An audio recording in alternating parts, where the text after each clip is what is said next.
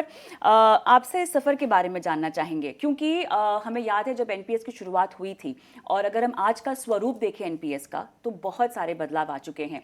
इसको एक तरह से बहुत इन्वेस्टर फ्रेंडली बनाने की कोशिश भी की गई है और उम्मीद है कि इसमें और भी बदलाव किए जाएंगे ट्रेंड्स को ध्यान में रखते हुए। लेकिन ओवरऑल अगर हम पेंशन कवरेज के लिहाज से एनपीएस के सफ़र को जानना चाहें तो आप क्या कहेंगे? कितना महत्व, किस तरह का योगदान? हाँ, कविता निकुंज, पहले तो आपका धन्यवाद करता हूँ कि ये आप महाकुंभ का आयोजन किया और हमारे जो दर्शक हैं, आपके जो दर्शक हैं, उनको मैं अपना शुभेच्छा देता हूँ।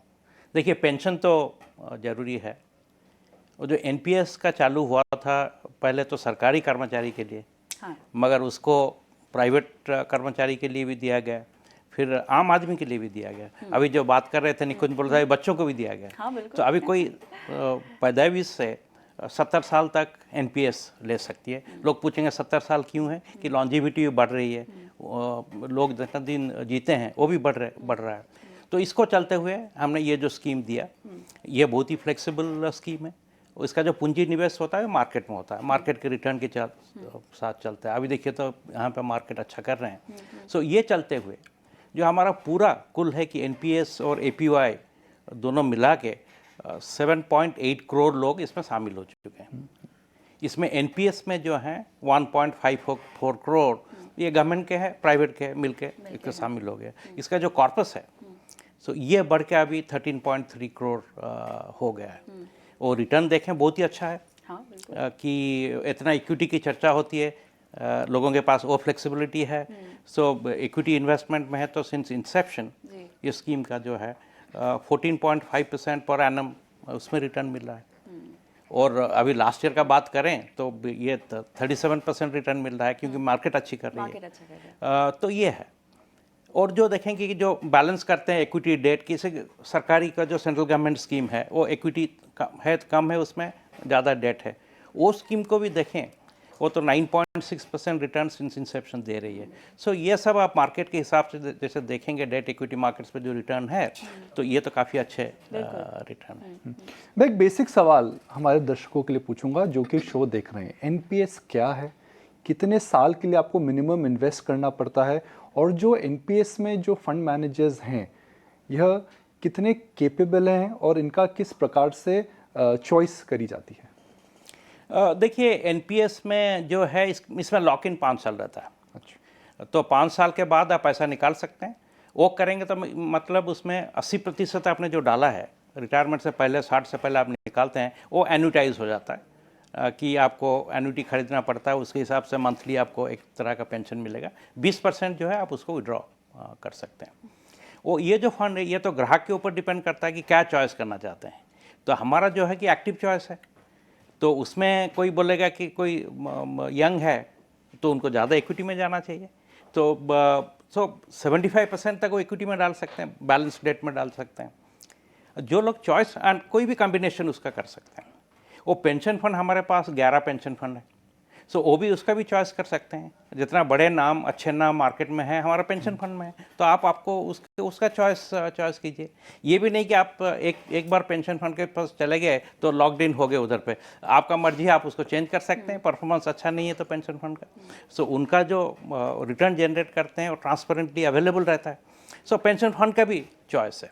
और ऐसे नहीं कि आपने एक जो ले लिया इक्विटी और डेट का चॉइस ले लिया कि वो फिक्स हो गया, ऐसी बात नहीं है। आप भी उसको चेंज कर सकते हैं मार्केट के हिसाब से। सो इतना फ्लेक्सिबिलिटी उसमें दिया गया है। और जो लोग अपने डिसाइड नहीं कर सकते, ये सब डिसाइड करना ही मुश्किल है, तो हमने उनको ऑटो चॉइस दे रखा है। उसमें क्या जो है कंजर्वेटिव चॉइस है कि 25% इक्विटी है, मॉडरेट चॉइस है कि जिसमें कि 50% इक्विटी हमने रखा है, और एग्रेसिव चॉइस है जिसमें कि 75% इक्विटी है। पर जब उम्र बढ़ती है तो इक्विटी का जो पोर्शन है घट जाती है। सो ये ऑटो चॉइस दे रखा है। अभी देखिए 1 अक्टूबर से हमने एक नया लाइफ साइकिल फंड का शुरुआत कर रहे हैं कि LC50, जिसमें कि 50-50 इक्विटी और डेट रहेगा।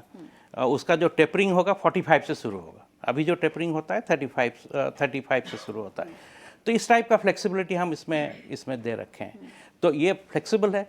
और दूसरी बात है कि ये लो कॉस्ट है। जी हाँ, इसका मैनेजमेंट कॉस्ट बहुत ही कम है।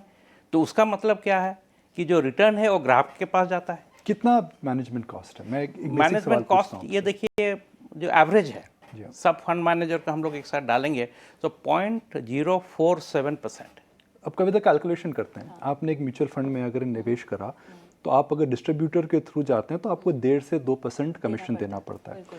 तो आपके पास अगर 1 लाख रुपया है, 10 साल के अंदर हर साल उसमें से 2% से 2.25% निकल जाएगा। अगर मेरी कैलकुलेशंस गलत हैं थोड़ी बताइएगा। 10 साल के अंदर आप जो फीस दे देंगे वह करीब करीब 20% हो जाएगी। 20% आप 10 साल में फीस दे देंगे। एनपीएस में 10 साल में 1 लाख रुपए में कितनी फीस जाएगी? हर साल हम देंगे आधे % से भी कम। तो आपकी जो फीस की सेविंग आएगी ये लॉन्ग टर्म रिटर्न के अंदर बहुत बड़ा कंपाउंडिंग इफेक्ट आ जाता है। बिकॉज कमीशन कम देंगे, आपका चार्ज कम लगेगा, आपकी कंपाउंडिंग के लिए आपकी पूंजी रहेगी, पूंजी बढ़ती रहेगी। तो मेरे हिसाब से NPS is as simple as बच्चे का नामकरण, जो कि एक मस्ट हैव होनी चाहिए। नामकरण के साथ साथ एनपीएस वात्सल्य भी शुरू जी हो हाँ। गया, जहाँ पर आप बच्चों के नाम पे उनके रिटायरमेंट के प्लानिंग के लिए भी जी हाँ। निवेश कर सकते हैं। उसके बारे में भी हम जानेंगे, लेकिन सुरेश आपके पास आना चाहूंगी।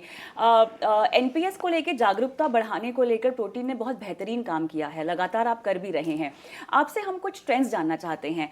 सर ने मेंशन की कि अभी लाइफ साइकिल फंड की शुरुआत हुई है जो आपको ऑटो चॉइस के तहत मिलेगा। उसके अंडर भी एक और स्कीम है जो अभी 1 अक्टूबर को सर ने हमारे सामने पर्दा उठा दिया है। जब लॉन्च होगा 1 अक्टूबर को तो और डिटेल्स आएंगी। लेकिन स्कीम ईसीजी की अगर हम बात करें और इन्वेस्टमेंट ट्रेंड की बात करें, आप ही के पास आते हैं सब लोग और जितना भी बिहाइंड द सीन काम होता है आप संभालते हैं बखूबी। कुछ आंकड़े अगर आप हमको बता सके निवेश के लिहाज से, कहाँ से किस एज ग्रुप में निवेश हो रहा है? मैं अगर यहाँ पर प्राइवेट कर्मचारियों का रुझान समझना चाहूँ एनपीएस की तरफ, किस शहर से हम ज़्यादा आता हुआ देख रहे हैं, किस तरह की एज ग्रुप में, किस तरह की स्कीम्स में निवेश ज़्यादा हो रहा है, कुछ आइडिया दें। तो इसमें अगर आप देखेंगे निवेश ज़्यादा नॉन मेट्रो सिटी से होता है, क्योंकि अगर आप पेंशन का डेटा देखते हैं सर ने वो भी कहा एपीवाई स्कीम है आज। APY is largely for the economically weaker sections of the society, right? So that was basically came with the Jan Dhan Aadhaar program. So उसमें लोग आते हैं and mostly they are from non metro cities. So it's today largely 80-20 split, larger focus being non metro. But अच्छी बात एक ये है कि आज अगर हम जेंडर देखते हैं तो almost it's at par. 54% would be male and around 46-47% is the female gender which is today investing in pension accounts. So that's a very at parity if you see.